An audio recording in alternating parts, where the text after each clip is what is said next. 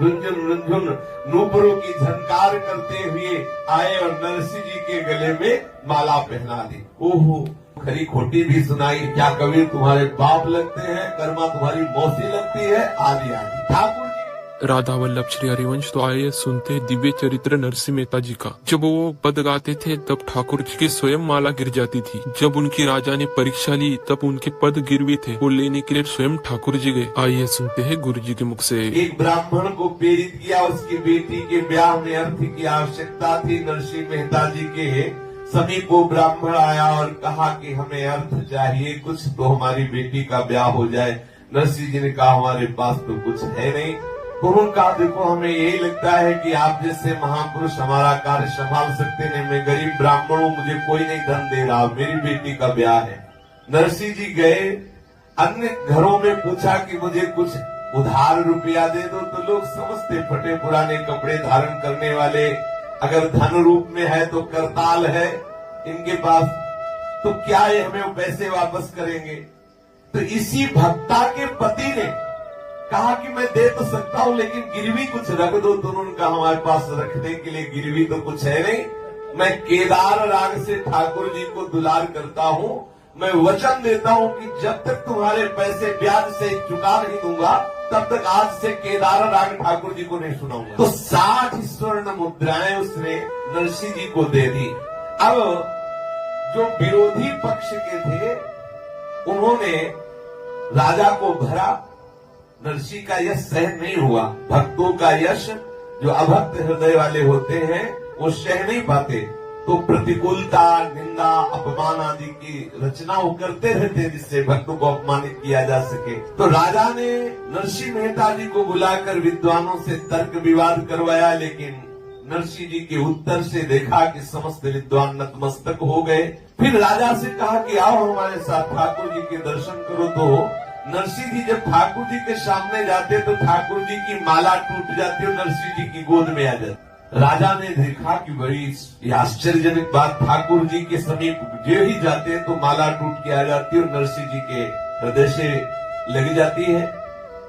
तो चुगलखोर जो द्वेषी जन थे उन लोगों ने कहा महाराज ये कोई भक्ति का प्रभाव नहीं, ये बड़ा जादूगर है, कच्चे सूत की माला डाल देता है, कोई मंत्र पढ़ता है वो माला टूट जाती है। और महाराज ये दंभ पाखंड करता रहता है, भक्ति की बात नहीं, आप इसे दंड दीजिए। लेकिन चुगलखोरों का बहुत बड़ा बल होता है, अगर उनका संग किया जाए तो बुद्धि भ्रष्ट ही हो जाती है। जो राजा श्रद्धा करने लगा था नरसिंह जी से वही संशय कर बैठा और नरसिंह जी से कहा कि आज की रात्रि हमारी तरफ से ठाकुर जी को माला बना के पहनाई जाएगी, यदि माला नहीं टूटी तो आपको मृत्युदंड भी हो सकता है, देश निकाला भी हो सकता है, आपको कठोर सजा दी जाएगी।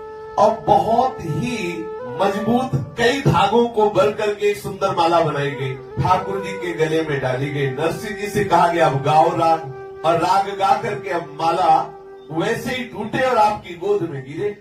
नरसिंह जी ने केदार राग तो गाया नहीं क्योंकि वो तो गिरवी रखा हुआ था, और राग गाए माला टूटा नहीं। अब द्वेषी जनों को बड़ी प्रसन्नता हुई और उन्होंने राजा से कहा देख लिया महाराज नाटक करता था, अब करके दिखावे, क्योंकि कच्चे धागे से नहीं अब मजबूत धागे से माला है, अब कोई भी राग गावे माला टूटने वाला नहीं। नरसिंह जी ने पीछे प्रसंग में सुना, फिर ठाकुर जी को खरी खोटी भी सुनाई कि क्या कबीर तुम्हारे बाप लगते हैं, कर्मा तुम्हारी मौसी लगती है, आदि आदि। ठाकुर जी गए, जिसके यहाँ से 60 स्वर्ण मुद्राएं केदार राग गिरवी रख करके लाए हुए थे, वहां ठाकुर जी गए और नरसिंह के रूप में गए। उस सेठ ने पत्नी से पूछा कौन आया, बोले नरसिंह आए, अपने रुपए वापस कर। बोले ठीक है, ब्याज के भी 5 रुपए ले लो और 60 रुपए ले लो, 65 रुपए ले लो और सही का दस्तखत करके इनको कागज वापस कर दो, केदार राग गा सकते। वो तो लेटा हुआ था, उठा नहीं, क्योंकि इतने भाग्य कहाँ थे कि ठाकुर जी जो नरसिंह रूप में आए उनका भर नेत्र दर्शन कर ले, वो बड़े ही बड़े ऐसे आदेश कर दिया। वो भक्ता बड़ी भावुक थी, उसने प्रणाम किया, कागज दिया, 65 रुपए लेकर के रखे और कहा कि महाराज थोड़ा कुछ भोग पा लीजिए।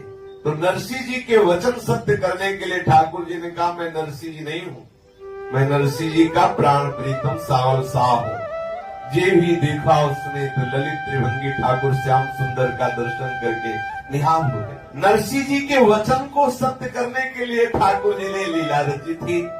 अब ठाकुर जी भोग पा करके उसको कृतार्थ किया और वो कागजात जो राग केदार गिरवी दस्तखत सहित रखे थे वो ला करके नरसिंह जी की गोद में डाल दिया। नरसिंह जी ने जे ही देखा कागज समझ गए कि ठाकुर जो है वहां भेंट चुका के और कागज ले आए।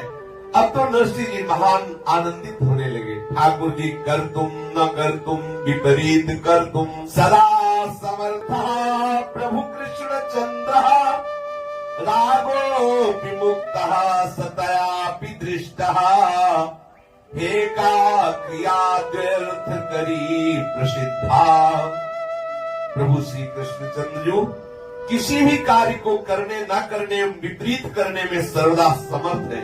प्रभु ने धरणीधर जी के यहाँ से श्री नरसिंह भक्त की गिरवी रखी हुई केदार राग को छुड़ाया और ये कोई सभा में देख नहीं पाया। आकर के नरसिंह जी की गोद में केदार राग मुक्त कराने का कागजात उनकी गोदी में डाल दिया। आहा, नरसिंह जी नवीन नवीन निराले भावों से ठाकुर जी को कड़ुआ कड़ुआ बोले थे तो ठाकुर जी को बड़ा सुख मिला। भक्तों की खींच में भी ठाकुर जी को बहुत सुख मिलता है। अब आधी रात से भी ज्यादा समय हो चुका था और सूर्योदय तक का समय था कि अगर माला नहीं टूटी तो नरसिंह जी को भयानक दंड मिलेगा।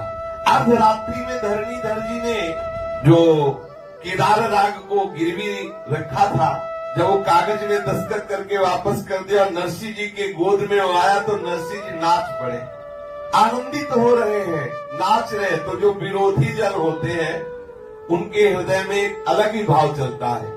उन्होंने कहा महाराज देखो देखो अब नया नाटक कर रहा नरसिंह, माला तो टूट नहीं रही, अब वो आपको नाच गा के रिझाना चाहता है। और नरसिंह जी तो आनंदित इसलिए हुए कि गाली सुन करके अब तुम्हें खुशी हुई, अब राग छुड़ा के लाए। अब उनको पक्का है कि मैं केदार राग गाऊंगा और माला टूट जाएगी, इसमें कोई संशय नहीं।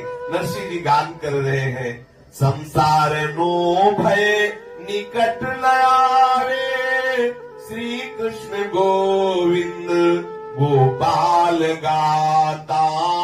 संसार नो भय निकट न आवे श्री कृष्ण गोविंद गोपाल गाता।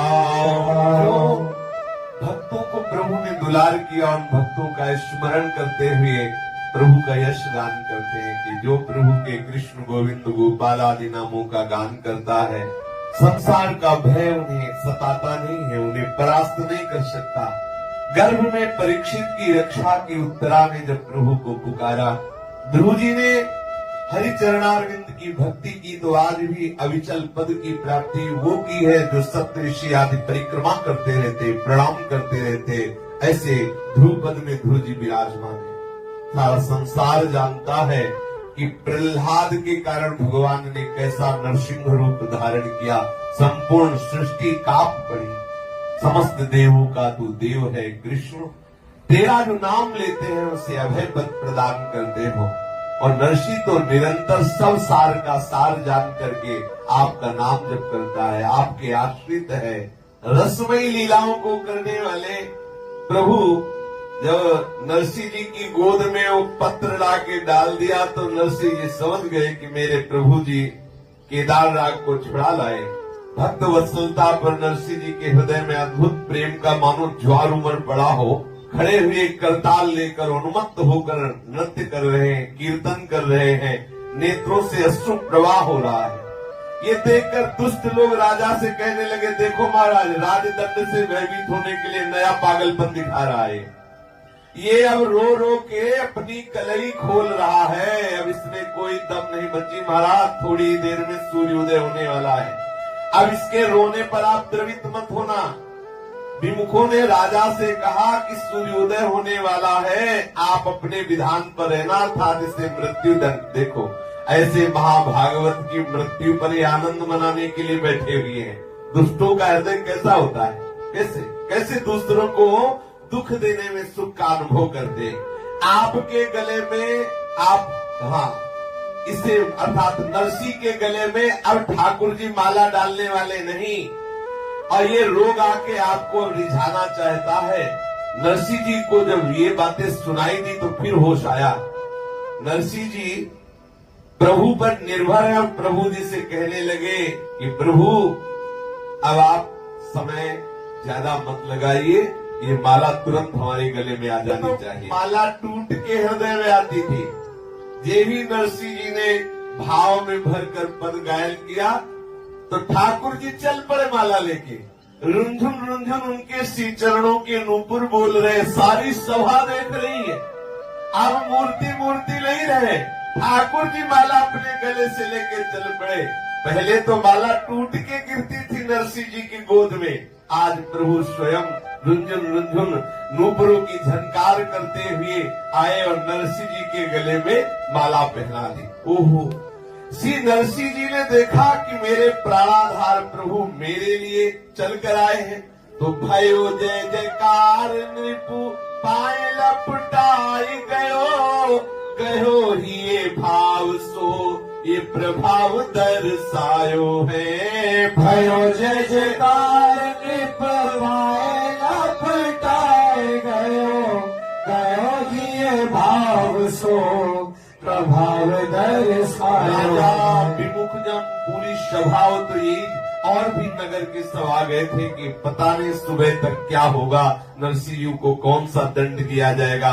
हो सकता है राज्य निष्कासन दंड दिया जाए या फांसी सजा दी जाए। ऐसे सब जब देखा नरसिंह जी के ठाकुर जी प्रत्यक्ष प्रकट होकर हाथ में माला लेकर नरसिंह जी के गले में डाल दी, अब तो सब राजा और सब जितने जन थे सब जय हो नरसिंह जी की जय हो, नरसिंह जी के सांवलिया शाह की जय हो, जय जयकार से सभा गूंज उठी।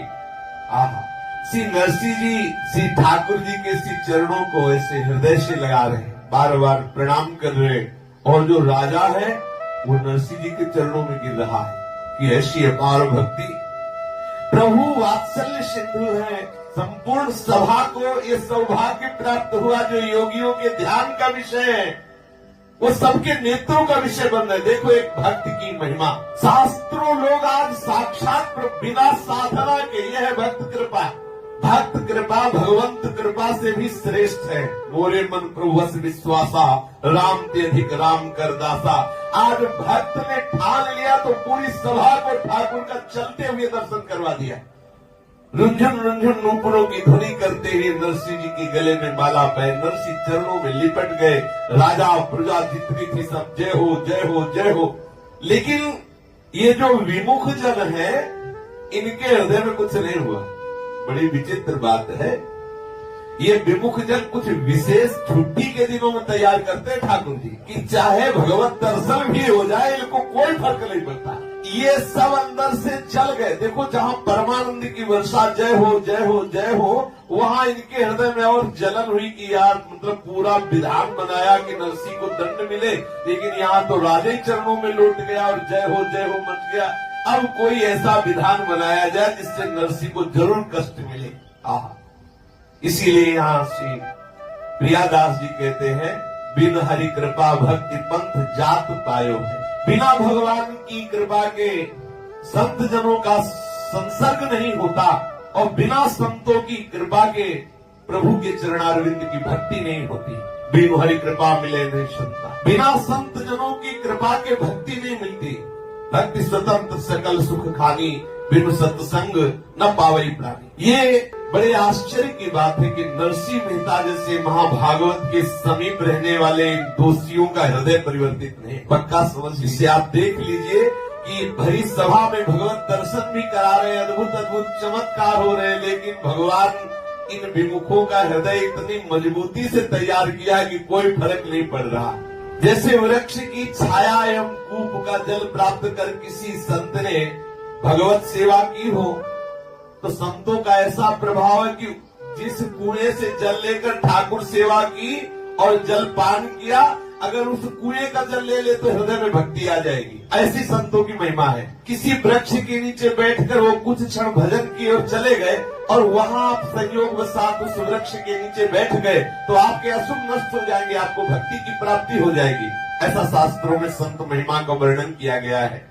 लेकिन यहाँ तो साक्षात संग देख रहे हैं, नरसिंह जी को देख रहे हैं, नरसिंह के ठाकुर का चमत्कार देख रहे हैं, लेकिन इन दुष्टों के हृदय में कोई परिवर्तन नहीं हो रहा। इसीलिए प्रधानता ठाकुर की कृपा है।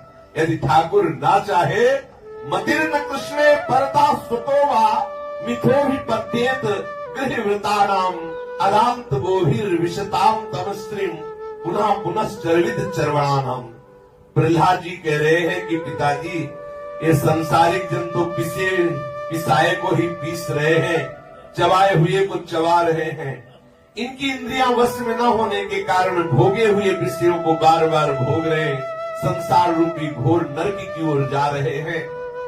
ऐसे गृहस्थ पुरुषों की बुद्धि स्वयं अथवा किसी के कहने से भगवत मार्ग में नहीं लगती। कोई लाख इनको समझावे, अगर संत समझाएंगे भी ना तो ये संतों की निंदा करने लगेंगे, संतों को कटु वचन बोलेंगे, इनकी बुद्धि में कोई परिवर्तन नहीं होने वाला। जब ठाकुर जी खुद इनको घसीटते हैं किसी महापुरुष के हृदय में बैठकर तो भले हो जाए। संकल्प कर ले कोई महापुरुष, जैसे नित्यानंद महाप्रभु ने हट कर ही लिया कि जगाई मधाई को महात्मा बनाना ही है, तो भले उन्होंने महाप्रभु की, नित्यानंद महाप्रभु की खोपड़ी पे प्रहार किया, रक्तस्राव होने लगा, लेकिन बना दिया महात्मा। वो संकल्प कर ले तो भले, नहीं तो ऐसे दुष्ट जन होते हैं कि इनका कोई प्रभाव सत्संग नहीं। चाहे ऐसा शास्त्रों में वर्णन है कि भगवत प्रेमी महात्मा यदि किसी कुएं में जल पी ले, उस कुएं का जल आप सेवन कर ले तो आपके हृदय में भक्ति आ जाएगी। किसी वृक्ष के नीचे बैठकर कुछ घड़ी भजन की, आप वहां बैठ गए तो आपके हृदय में भक्ति आ जाएगी। लेकिन ये दुष्ट जन उनके समीप रहे तो भी कोई कुछ फर्क पड़ने वाला नहीं। ये बड़े विचित्र होते। खलऊ करे भली पाई सुसंगु और मिटे न मलिन स्वभाव अभंगु।